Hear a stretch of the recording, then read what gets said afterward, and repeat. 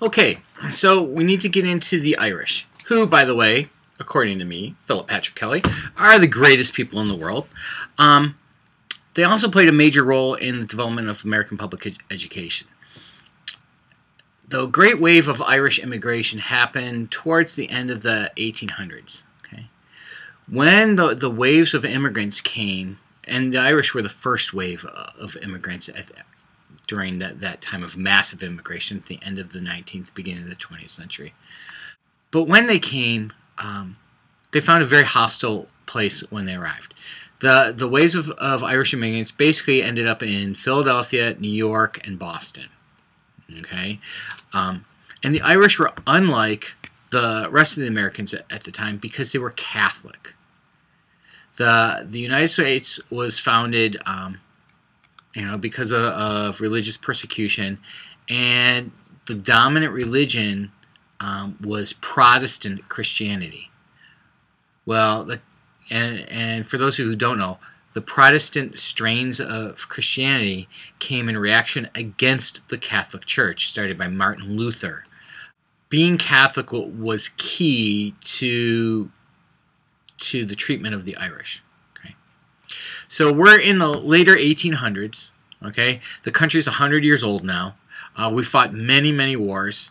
We're still not really stable, afraid for our future at the time. So these waves of Irish Catholics come in, and because they were Catholic, people at the time thought they were a threat to our nation. Because according to Catholic doctrine and the hierarchy of the church, the Pope sits at the top.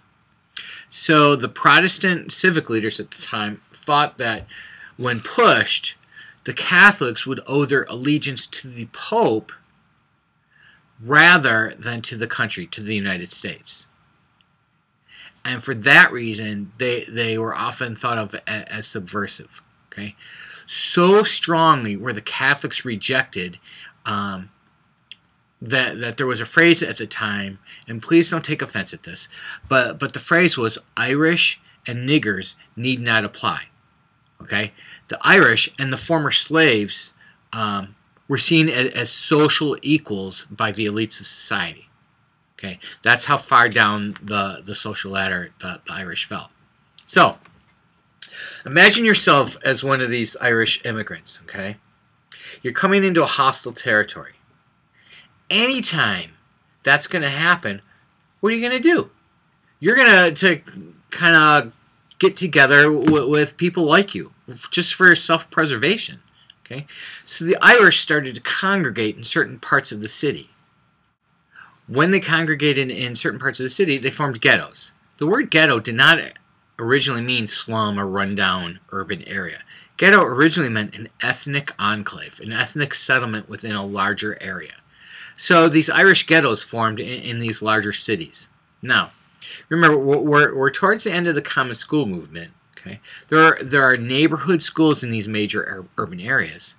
Well, the Irish didn't go to them. They refused. Because remember, religion was always an important part of education through this time. Okay, but it was Protestant Christianity. Well, the Irish were like, we're not going to those schools because the Protestant curriculum taught the Catholics are bad, the Pope was the Antichrist, and several stereotypes of the Irish Catholics were included in the instruction. I mean, you could name the Irish stereotypes. I mean, you're not going to offend me. Irish people are often characterized as hot-tempered. You know, the whole Notre Dame Fighting Irish. I guess on your screen it'd be like this, I guess. Anyway, they're violent. They're drunks. They breed like rabbits. You know, the joke about the Irish Catholic family with, 47 kids. Well, these stereotypes were brought into the curriculum. The Irish parents said, hell no, we're not going to send our kids to these schools. Okay? They had two big reasons. Okay?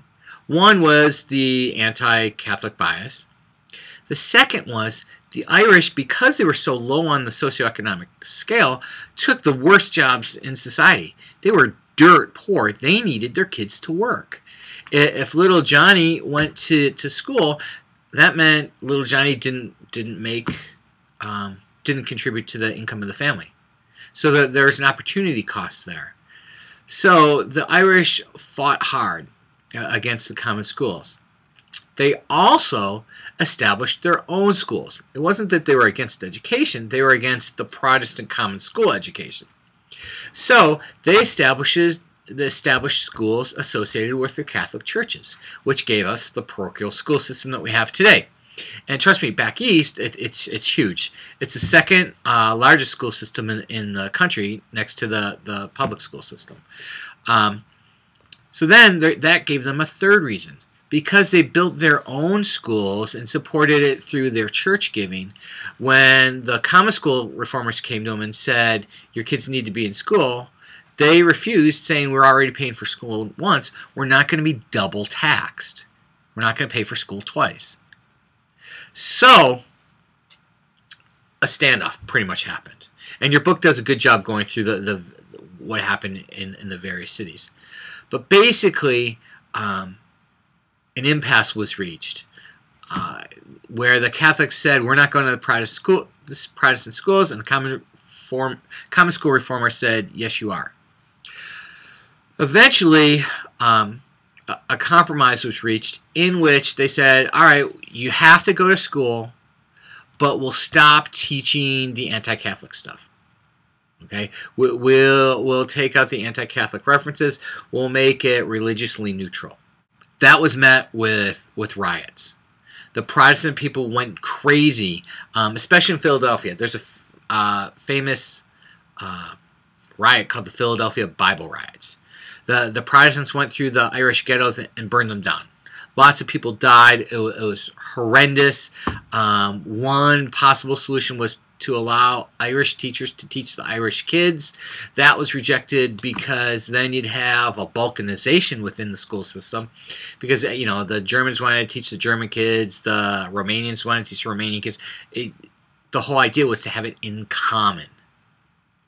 Okay, so by the end of the 20th century, the overt religious nature, end of the 19th century, the overt religious nature of the common schools had pretty much died down, and that was because of the fights between the Irish Catholics and the Christian Protestant civic and educational leaders at the time.